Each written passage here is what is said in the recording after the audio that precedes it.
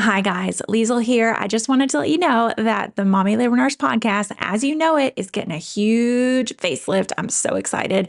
We don't have a definite launch date in mind yet, but girl, it's going to be good. It's going to be good. In the meantime, please enjoy this re-air of a fan favorite episode and stay tuned to my Instagram stories for updates on when the new and improved Mommy Labor Nurse podcast will be back with all new episodes. You're listening to the Mommy Labor Nurse Podcast, episode number 22.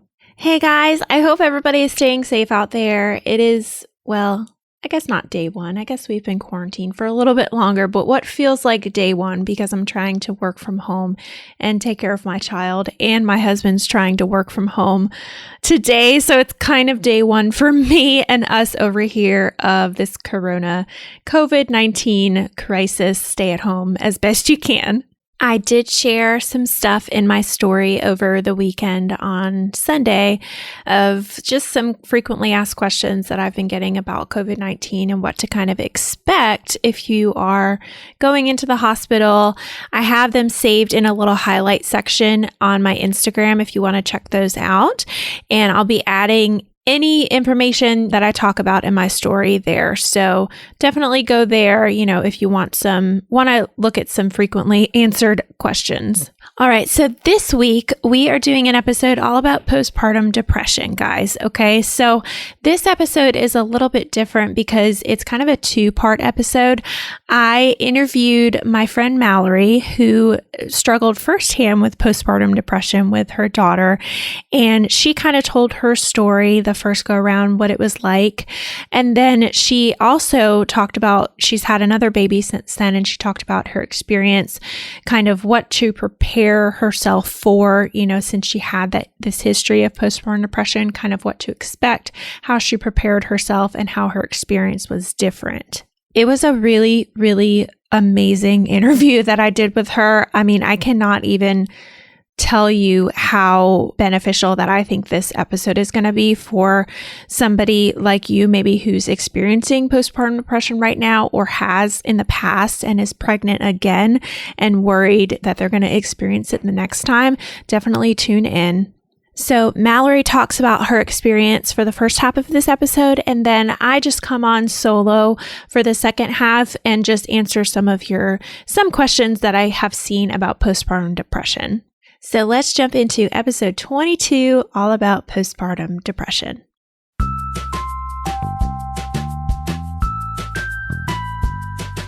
You're listening to the Mommy Labor Nurse Podcast, where we firmly believe in the power of education when it comes to giving birth. Tune in each week as we dive into pregnancy-related topics, expert interviews, and a variety of birth stories. As a reminder, anything you hear on this podcast is not medical advice. Please see mommylabornurse.com/disclaimer for more details. And now, here's your host, educator, registered nurse, and fellow mom, Liesel Teen. Hi, Mallory. Welcome to the Mommy Labor Nurse Podcast. Thank you so much for being here today. Thank you for having me. It's a pleasure. Yeah. Can you just start by telling listeners a little bit about yourself and your family and where you're from, how many kids you got, what your hobbies are, anything you want? Sure. Well, you said my name is Mallory. My husband and I live in Nashville, Tennessee, which we love. Mm-hmm. And we have two kids. We have a daughter, Tessa, who's almost 3.5. And then we have a little boy, Micah, who will be 8 months tomorrow. So We're busy and we love it here. Yeah, I work part-time in special education, and we like to eat out at restaurants and do that sort of thing. Yeah, Nashville's a great place for that. Young kids' life.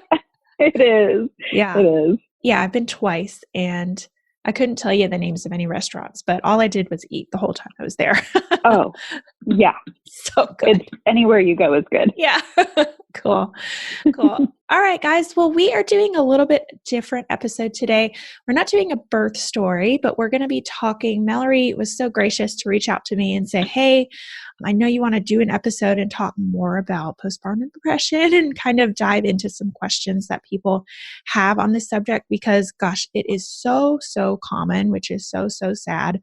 And you experienced this firsthand, Mallory. So you said, hey, Liesel, can I come on and just explain tell my situation, hopefully so that can resonate with some people out there who, are going through the same thing, or maybe they're pregnant and they're worried that they're going to have postpartum depression. So thank you for coming on. If you could, I guess, talk about first, I guess I want you to start kind of where you first recognized it, or maybe if you had any issues during your pregnancy. I'll just let you go ahead. Sure. Yeah. Thank you so much. Yeah. I think honestly that it is my experience with postpartum depression was related to some of the experiences that I had during my pregnancy. So I had a planned C-section at 36 weeks, 5 days due to a complete placenta previa. And so she was a little bit early. And because of that, she had some breathing issues. And so we weren't able to do skin to skin immediately. They took her to the transitional nursery. My husband went with her. And it was about 6 hours before I really saw her after she was born. And I just remember the first time I mean, they held her up over the curtain. So I saw her briefly before they whisked her away. But the first time I went to the nursery and saw her, it was a couple of hours. And I just remember feeling this sense of, I don't know whose baby this is. Oh. She didn't look like I thought she was going to look like. I thought she was going to be really tiny because she was early, but in fact, she was really chunky. I thought she was going to be blonde. She had really dark hair. She looked like my father-in-law. and I just had this sense of disconnect between the baby that I thought I had been learning with and growing with and connecting to during my pregnancy, and then this baby that they handed to me. And it was that immediate of, I don't feel connected to you. I don't even know if I know you. And that's something that I wasn't really expecting. I expected to see her and to feel this overwhelming love and this sense of recognition. Well, that's what everybody I felt this tells you. Yeah. I mean, everybody's like, just immediately fall in love, which most people do. But I think the reality is that this sometimes happens, and that's okay. It's a completely normal response. Right. Yeah. And I don't know how much of that was because of the C-section. Sometimes I think like, well, I didn't see that transition of her, being from me, coming from me into the world. I don't know. But I just had the sense of like, this baby is weird. I don't know that this is my baby. And obviously it was. I saw her and then I went back to my room and she still stayed in the nursery for a little while longer. And my whole time in the hospital, I was there for 3 days because of the C-section. I just felt strange about her. And I was like, I'm a first-time mom. Maybe this is just, maybe it just takes a while to figure out, what it looks like to have a baby and, what it looks like to develop that sort of love and joy. I'm recovering from surgery. This has been a lot. So we got home and my daughter's temperament was not very easy. So she's now a very joyful 3.5-year-old, but she was angry. I don't know if it's because she was early and she was like going to be happy to float around in there for another 4 weeks. And could be. And we took her out, but she was just not so happy. And I just immediately felt what I now know through months of therapy is called dissociated. It felt like I was like watching myself from above go through the motions with this baby, but it didn't feel like my life or my baby. It felt something that I didn't expect was that I had thought, when you have postpartum depression, you feel sad. And I didn't feel sad. What I felt was nothing. Like, no. I felt like hollow. Yeah. It wasn't that I didn't have love for her. I didn't feel anything. It was like I was a ghost, like I wasn't there. So this went on for a couple of weeks, and my husband obviously is getting increasingly concerned. Yeah. And he's like, maybe you should talk to someone. Maybe you should see someone. And at the time, I was like, this makes sense that I feel this way. Like, I'm not sleeping.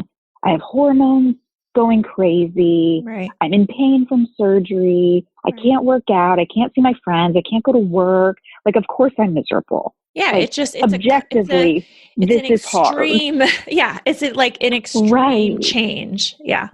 Right. And so I think because of that, I was talking myself out of the fact that maybe this was more serious than, your typical baby blues. And then around 3 weeks, I started to feel like if something happened to her, I would feel relieved. And that's a terrifying thing to say, even now. Like, now that I love her so much, it's terrifying to admit that. And I never felt like I was at risk of endangering her or myself. Right. But I remember starting to feel like if someone came and took this baby, I wouldn't hate it. Like, I would have my life back, and that wouldn't be the worst thing. And it was at that point that I was like, okay, I think this is not That was your red flag. That was my red flag. So around that same time, my husband came back from work one day and was like, Mallory, I'm starting to get nervous that when I come home, you and this baby aren't going to be here. And I don't know what that means. I don't know where I think you would go or what would have happened, but I'm starting to feel like I can't leave you two alone here and feel good about that. Yeah. And so I was like, okay, I need to see someone. So I went and saw my PCP around 3 weeks, and she was like, are you crying a lot? Yeah. And I remember at the time thinking, of course I'm crying all the time. Like, what sort of question is that? This is miserable. Yeah, that's insulting. Yes, like, are there people that have babies that aren't crying all the time? Right. Like, I couldn't imagine how that could be. Right. And so she was like, yeah, I don't think this is normal. I think that you need some help. So I got on medication at that point, which was really helpful. And I wouldn't say immediately. I would say within maybe 2 or 3 weeks, I started to feel like things were more manageable. But it was probably until my daughter was 6 months that I really felt like myself and like I was inhabiting my own body again, and that I could see why people decided to have babies and why people decided to have second babies, and that took me a long was time. all going to be okay. No, I can resonate with that. I don't think I had any postpartum depression, but I just remember feeling like, this is so hard. I can't even wrap my head. Like, how do people, they have BB fever in a year after having babies, you know, like, because I'm like, this has been so hard. Like, I love my son so much, but like, this is so hard. And like, I'm like, I'm good. Yeah. So I can understand that. Yeah. And it's made harder by, people come and they drop off food and they're like, oh my gosh, isn't it just the best? Yeah. Don't you just love it? Yeah. Oh, babies are so sweet. Nothing's better than a baby. Yeah. And you're like, no, this is the worst. And then like, it's so hard, actually. Yes. And it creates even more isolation because you're like, do people not feel like this? Am I not supposed to say that this is really hard and actually I hate it most of the time? Right. Yeah. So then you just get, all tangled up in your head feeling like, ugh. Like, maybe I'm the only one. Maybe it is supposed to be like this joyous experience. Yeah. Right. Exactly. And, if you feel like you can't talk about it with anybody, then that makes it even worse. Right. Can you talk about, you said you started, I just want to get a time frame of like kind of when everything happened. So you said it was about 3 weeks. You saw your primary care provider, and then did they refer you to a therapist, or did you have a therapist already that you had been seeing, or kind of, and also tell me about any other treatment options maybe they recommended, or if talk therapy was the only thing that you did? Yeah, so we did a couple of things. So I saw the provider and I got on medication. I also made a choice at that point to stop pumping. I had been exclusively pumping. My daughter had a really poor latch being early. And so I decided to stop pumping, and that honestly made a huge difference because it meant that I could sleep longer chunks of time because my husband could take a shift. I cannot tell you how, I'm very pro breastfeeding. Breastfeeding is great, right? But that is so important to tell moms that contributes to a lot of issues, a lot of postpartum, a lot of feelings. Thankful.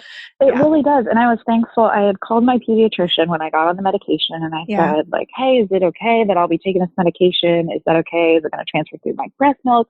And my pediatrician said, do you think that your pumping is related to you needing to be on medication? Because if it is, stop pumping. Yeah. And it was so helpful to have my child's pediatrician say, like, your daughter needs a happier mom more than she needs your breast milk. Well, she was validating you, like she was like, hey, exactly. Like, maybe this is what it is.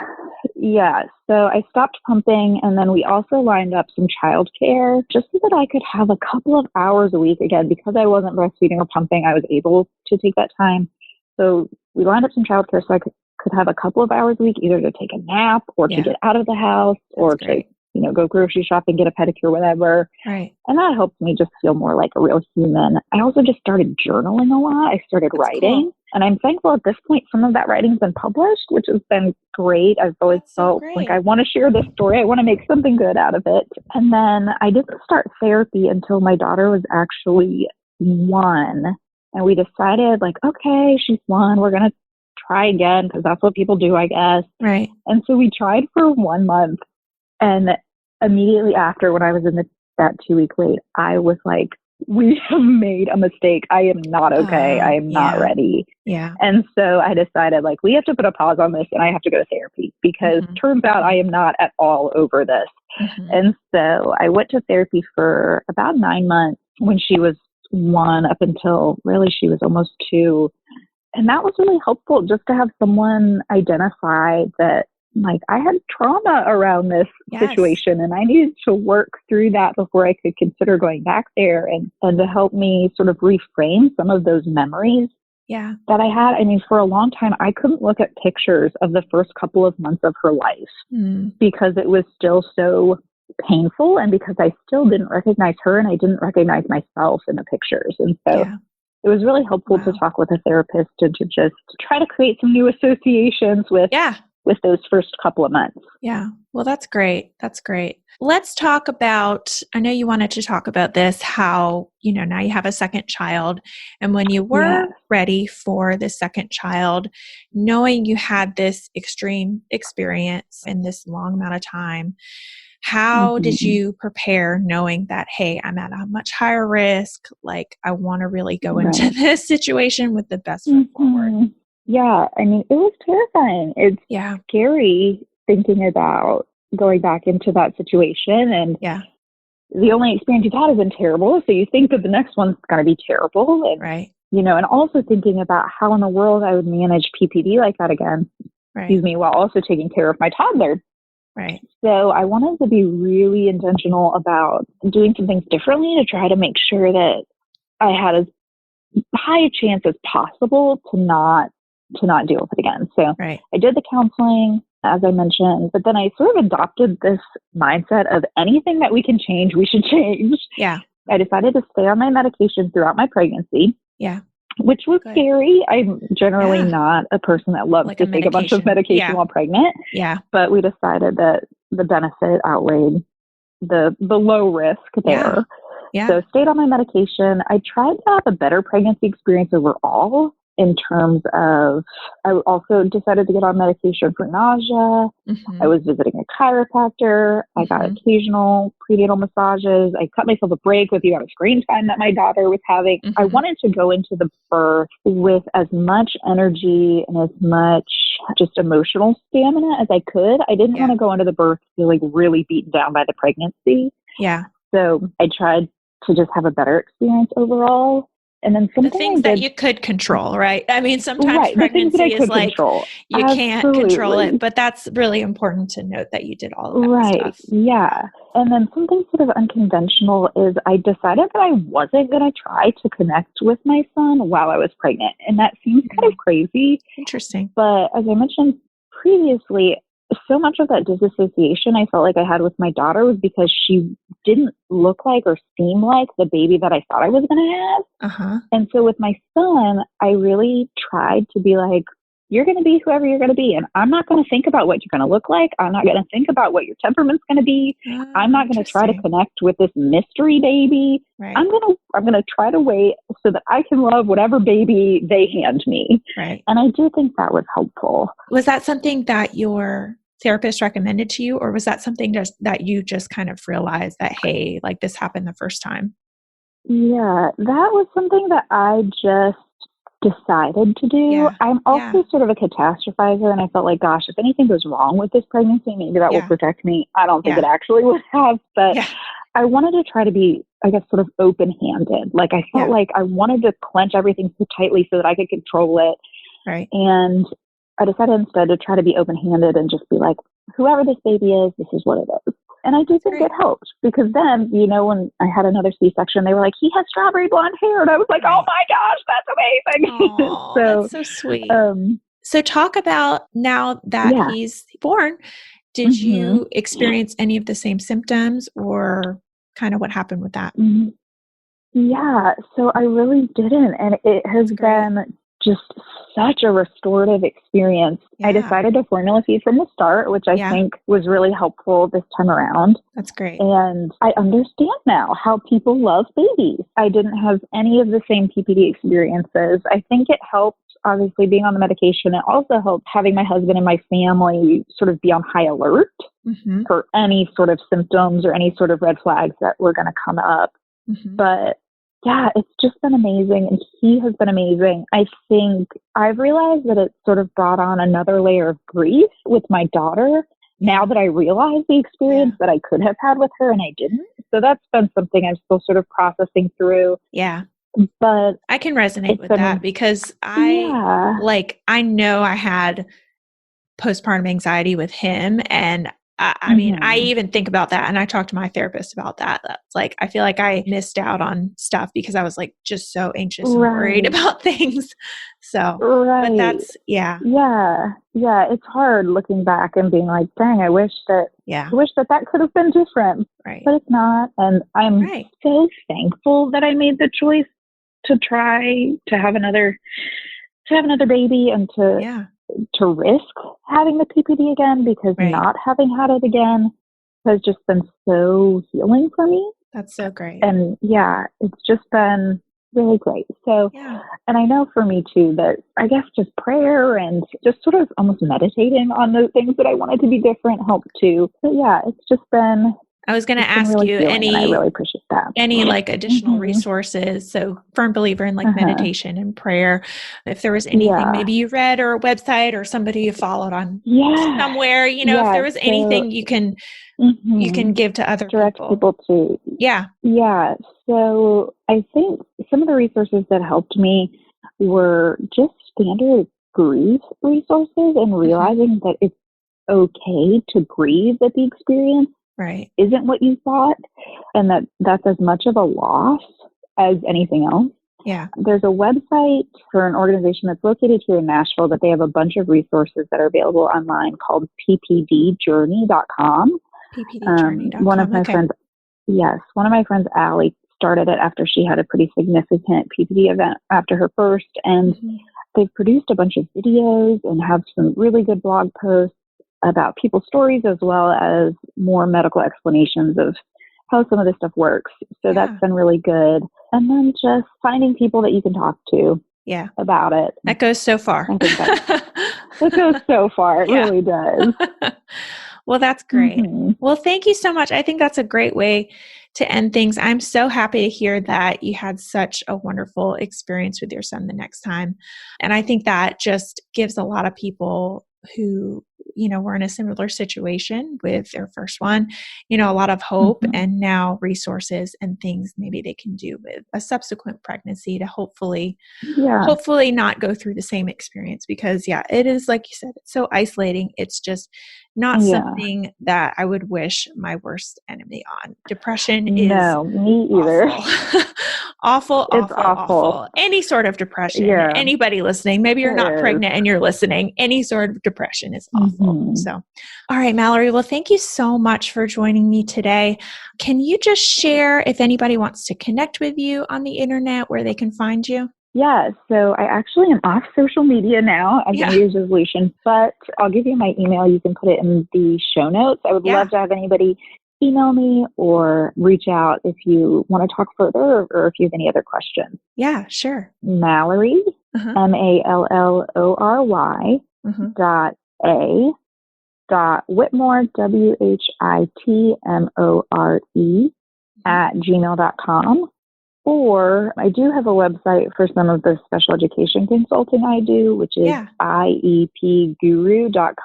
My email address is on there if anybody wants to learn about special education. Cool. Well, awesome. Well, I'll link all of that in the show notes page for people to check out. Mallory, thank you so much. This was such a great addition to this episode, and I'm so excited to put it out now.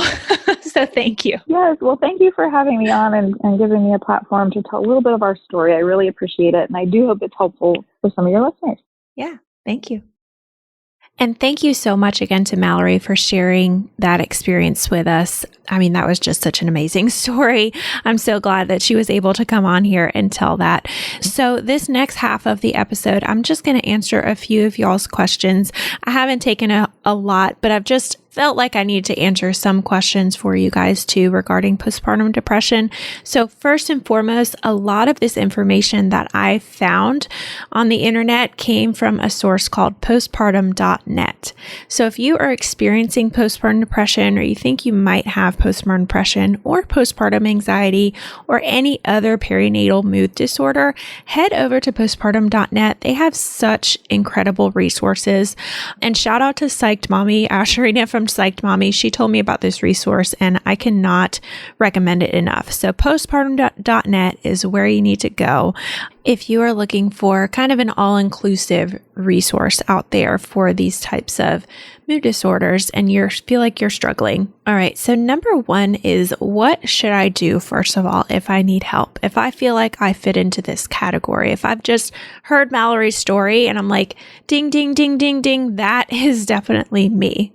So first of all, if you need immediate help, okay, if you feel like you are a danger to yourself, danger to any of your family members, if you're having suicidal thoughts or thoughts of, really hurting yourself, please contact either 911 or the National Suicide Prevention Hotline, which is 1-800-273-8255. You can also head over to their website at www.suicidepreventionlifeline.org. And like I said, it's also appropriate to call 911. Okay, that is completely okay too. If you feel like you're not at that point yet, you're not having suicidal thoughts or thoughts of really hurting yourself, but you're like, I really need help, talk to your provider. Okay, give your provider a call. If you say anything about, I feel like I might have postpartum depression, they will get you into their office, okay, to see you. So it's really important if you feel that way to tell somebody, okay? Don't just bottle it up. And maybe you're not quite ready to call your provider, but you need to just call a friend or talk to your mom or talk to your partner or talk to somebody.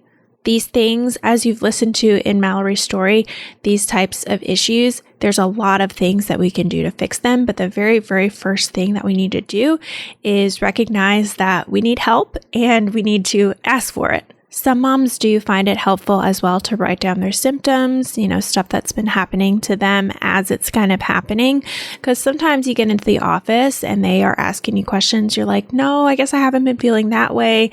I can't really explain what's been going on, but it's just been weird. So if you are in the moment and you're like, oh my gosh, I feel really, really anxious, or I feel really, really XYZ, write it down. Say, hey, I was so anxious the other day that I started crying and I couldn't even go out of my house. Or I was having thoughts of that, this is truly never going to end. I feel completely hopeless. So yeah, write down your symptoms. A lot of moms do find it helpful to do that kind of before their appointment, as they're going into their appointment. And some moms also find it really helpful to take a supportive person to their appointment too, if you feel like you don't want to go alone. And that's perfectly okay. And I think some people would say that that's a good idea. They want to bring somebody with them. And some people say, no, I'd like to go by myself. So, just use your best judgment. You. All right. Question number 2 is one that I get pretty frequently too. And question number 2 is just, what are some of the common treatment methods that I can expect if I have postpartum depression? So everybody thinks it's medication, right? But that's really not the right answer. Medication is a form of treatment, and many moms get referred to care providers and they prescribe them medications to help, but that is definitely not the only treatment option. Treatment plans are definitely different for each individual person. Okay, your treatment plan might look completely different from, another person's treatment plan, but it might include increased self-care. Okay, lots of social support. Talk therapy is a big one. So they will get you set up with a good talk therapist in your area, and treatment of other kinds of symptoms. And sometimes this does include medication, as I've said. So self-care kind of looks different for everyone, right? Most people need a good, proper rest at night. Okay. And it's hard to come by when you're first a mom. I know that. So proper rest, definitely getting, adequate sleep, good nutrition, making sure we're eating. If we're not, sometimes we feel like we're too busy to eat. So we're making sure that we are eating around the clock. Sometimes we're just not eating the right foods. And then having help too, that is a form of self-care, calling somebody and saying, hey, can you come maybe help with baby so I can do XYZ, or so I can take a shower and do my hair, do my makeup, or, whatever makes me happy. Some people like meditation. Meditation's a really good form of self-care. Yoga is a really good one.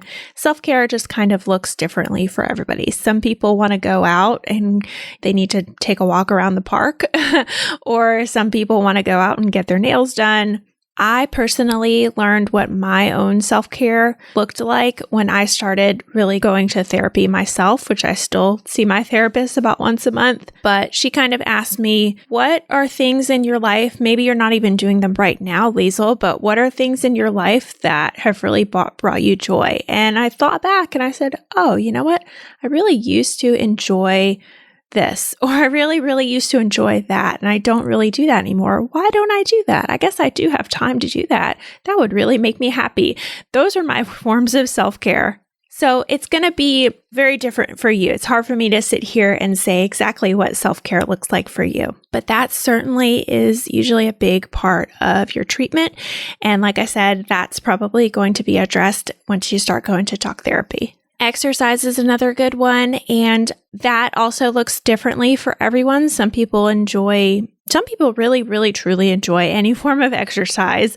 Me personally, I do not. I need to find exercise that I actually enjoy, and then it feels like self-care. But for me personally, I enjoy exercising now because I'm not like running as fast as I possibly can run. I'm running slower or I'm doing exercises that aren't like super, super hardcore where I'm like breathing super, super heavy. But that might feel differently for you. But exercise is a really, really great form of self-care and treatment for postpartum depression. Social support is another one. Okay, so that includes obviously talking to people. Okay, and this might be your mom, this might be your friend, this might be your sister, this might be just your partner. But just having contact with other people is really, really important because we do see sometimes that postpartum depression is more in people who kind of isolate themselves. And it's very easy to do when you have a baby, right? That's like all you're focused on. Social support is really, really important in most all treatment plans. And then talk therapy, I've talked about that a little bit too, but talk therapy is a very, very good form of treatment. And most women who fall into this category of postpartum depression, they get referred to therapists who understand perinatal mood and anxiety, disorders, and they'll work with you in individual counseling sessions because this postpartum depression, it could be related to something else that's going on in your life too. So really a good trained talk therapist is so, so beneficial. Light therapy is another really, really good option. And I haven't ever personally experienced this, but I know that that is something that a lot of women have benefited from. And then finally, medications, okay? And like I said, not everybody is going to take medications. Some people are, some people aren't. There are a lot of different medications, a lot of different antidepressants, a lot of different anti-anxiety medications, a lot of different, mood disorder medications out there. And I get this question all the time too, that are these medications okay for breastfeeding? And they are. There are some that are not, okay? But many of them are. So if you're breastfeeding your baby and you're concerned about the medication that you're taking, there, may be a different option for you. And some moms do need medication up front. That's the first line of treatment. Some moms kind of do other things, and then that is a last line of treatment. I can't sit here and say everybody needs to only use medication as a last form of during your treatment, because that might not be appropriate for you. You might need it first, okay? But just know that that is a form of treatment, but it is not a treatment that is appropriate for everyone. Most doctors will agree too that if you've previously had success with a certain type of mood disorder medication, with maybe another time in your life you were depressed or anxious and they put you on a mood disorder medication and it was really beneficial, they might start with this one first. But there are so many of these different types of medications. So if you do go the medication route, just know that it might be kind of a trial and error system for a little while to kind of find one that works best for you. And I will add in here too that a lot of these medications can be taken during pregnancy as well. If you are not one that's experiencing postpartum depression, but you have prenatal depression or you have prenatal anxiety and you need to go on a medication, a lot of these medications are safe during pregnancy as well. You'll just have to work with your care provider and they will prescribe ones that are safe. But don't be super afraid of taking a medication during pregnancy or during breastfeeding because you're afraid of what it might do for your baby. Because these medications, they've been studied and many of them are very safe, okay? And if you are really one of those kind of people who really needs medication, then it's definitely a good idea to take one. All right, question number 3 is just, are there certain risk factors for developing postpartum depression? So yes, there are. And first and foremost, with that said, postpartum depression can hit anyone regardless of having these risk factors present, okay? But if you have any of these risk factors present, you are at a little bit higher likelihood of maybe developing that. So just keep that in mind. Even if you are 100% clear, you're still at somewhat risk for developing PPD. So number 1 is prenatal depression. Okay, that is a huge risk factor. And I don't know what the statistic is, but it's a very high percentage of women who experience prenatal depression during their pregnancy will go on to have postpartum depression. And that goes for prenatal anxiety too. Okay, if you have any sort of prenatal mood disorders, you are definitely at a much higher risk of developing a perinatal postpartum mood disorder. Another risk factor is a history of any previous depression. Okay, if you've had a depression in your life, at some point in your life, it appears that women with histories of depression previous, to even getting pregnant are at a little bit higher risk of having PPD. And that goes for other sorts of mental illness. Okay, if you have any sort of other mental illness, regardless of depression, maybe you have anxiety or schizophrenia or, another sort of mental illness, you're at a little bit higher risk as well. So any sort of mental illness makes you a little bit more high risk for developing it. Another risk factor is a really stressful life event. Okay. And ding, ding, ding. Hello. Guess what a stressful life event is? Having a baby. Okay. So if you coincide that with another recent stressful life event, this has definitely been found to be a risk factor for moms who experience postpartum depression, kind of just all these life events hitting you at once, which is totally understandable. Another big risk factor is inadequate social support. Okay, so we talked a little bit about how important support is in your treatment plan. So if you really don't have any sort of social support around, you're at a little bit higher risk.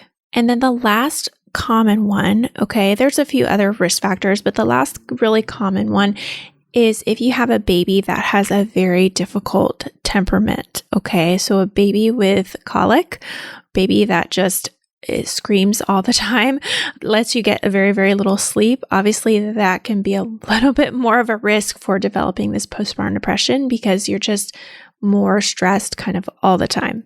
All right, question number 4, and I have 2 more. Question number 4 is, what should I say to someone if they think I'm totally fine? Okay, so maybe this is your partner, okay? Or maybe this is somebody in your life that's really close to you. I would hope it's not your partner, but maybe it's your mom or your sister, your family member that's saying, you don't look sick. Why are you acting this way?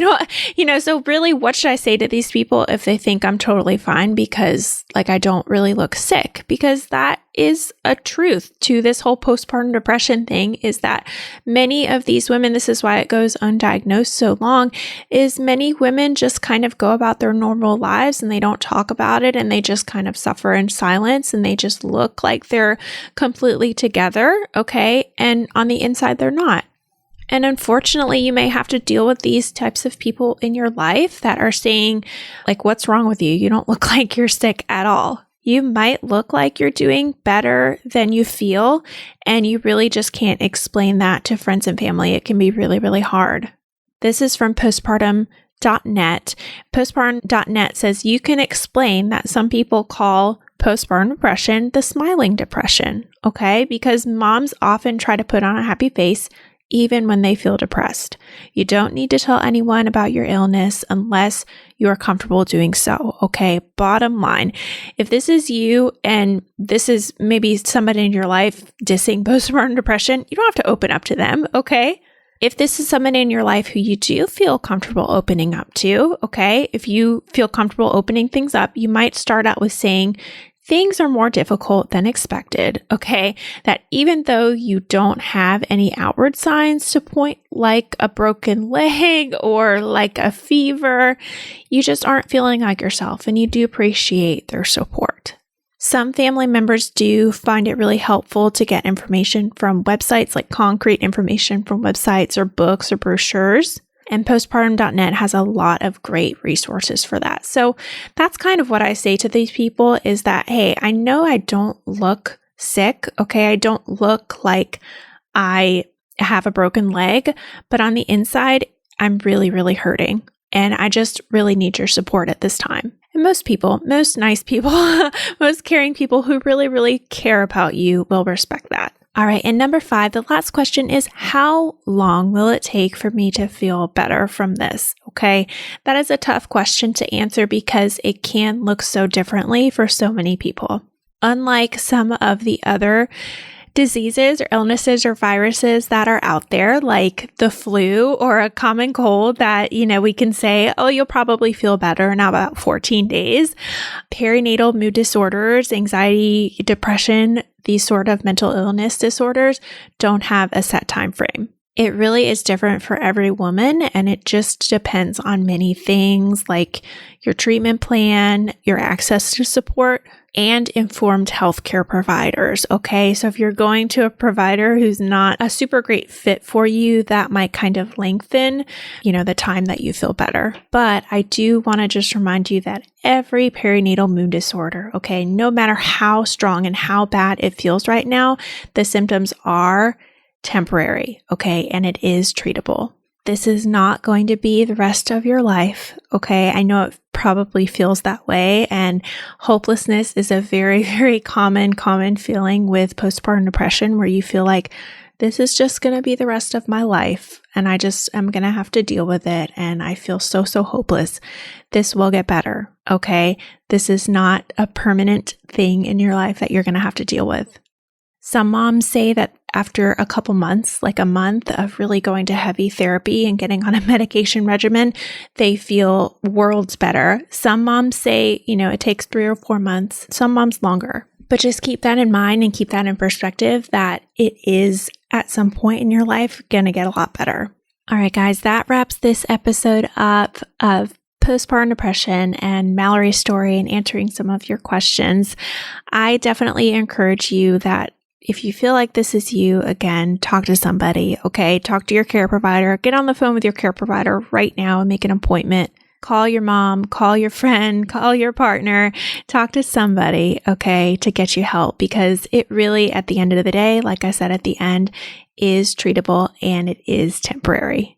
But the first step is always asking for help, okay? Bottom line, that is the most important step in all of this. Okay, wish you guys the best of luck if you are one of these who is struggling right now. It will get easier.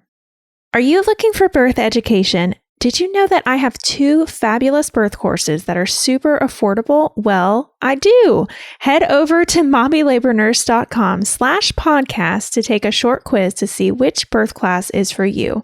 When you purchase either birth course, you'll have full access to it forever. And that means it will never expire and you can access it throughout any stage of your pregnancy or for any subsequent pregnancies that you have. You'll also gain free access to my Facebook group, linked to the class where you can ask questions about your pregnancy, share your birth story after you give birth, read other people's birth stories, and get to know other members who are in the course.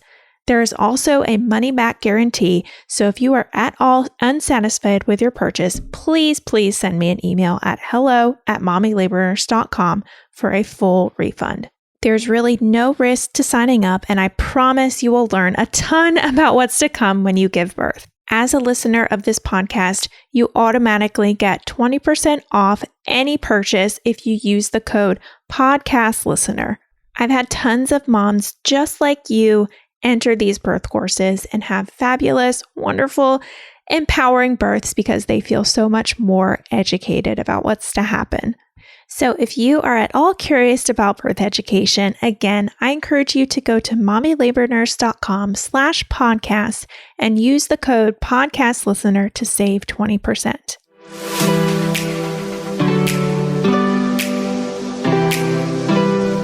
All right, so that is it for this episode of the Mommy Labor Nurse podcast. You probably follow me on Instagram because that's probably where you came from. But if you don't, head over to Instagram and follow me at mommy.labornurse for more. That is certainly where I am most active.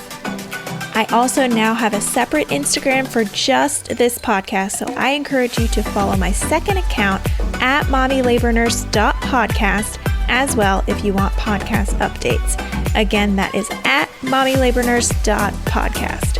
As always, you guys know that I also have a website where I have tons of articles all about pregnancy, birth, breastfeeding, newborn stuff, and more at www.mommylabornurse.com. I want to hear more from you on how much you love this episode of the podcast or how you think I can improve. So leave me a comment on one of my pictures, send me a DM, or send me an email with all the love. All right, guys, I will see you same time, same place next week.